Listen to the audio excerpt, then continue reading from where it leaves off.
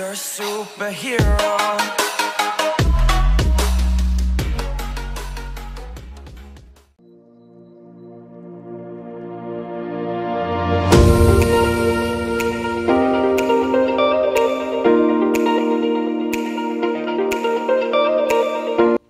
Assalamualaikum warahmatullahi wabarakatuh.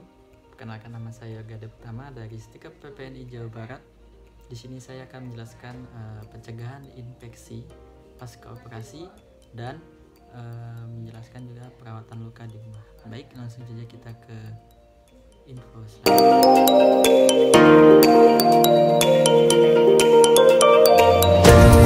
Oke, baiklah, sebelum kita mengetahui infeksi itu lebih lanjut atau lebih mendalam lagi, alangkah baiknya kita untuk mengetahui dulu definisinya terlebih dahulu. Untuk infeksi sendiri itu adalah masuknya bakteri atau kuman ke dalam tubuh dan jaringan yang terjadi pada individu.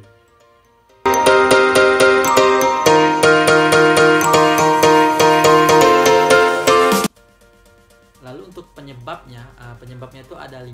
Yang pertama itu adanya benda asing atau jaringan yang sudah mati di dalam tubuh, atau biasa kita sebutlah jaringan nekrotik.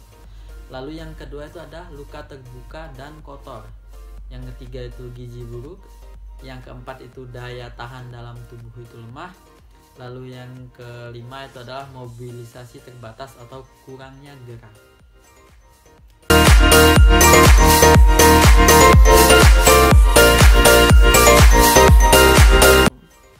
Lalu untuk selanjutnya itu adalah tanda dan gejala dari infeksi. Yang pertama itu adalah merasa panas pada daerah luka atau suhu badan panas.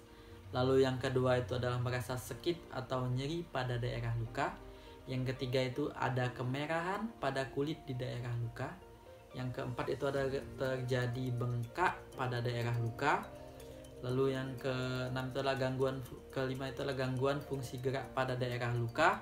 Lalu luka berbau tidak sedap, dan yang terakhir itu adalah terdapat cairan nanah pada luka. Jika ada salah satu mengalami pada tanda gejala tersebut, alangkah baiknya langsung dibawa ke dokter supaya ditindaklanjuti.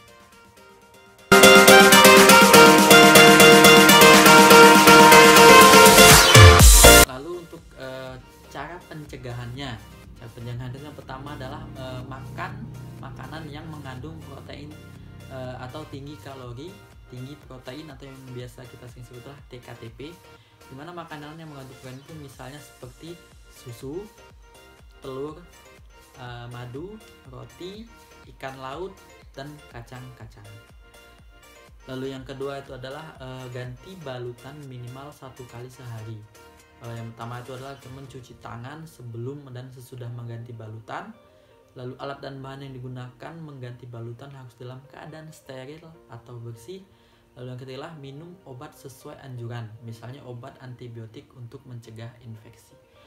Itu tadi untuk cara pencegahan infeksinya. Next kita akan belajar cara perawatan luka di rumah.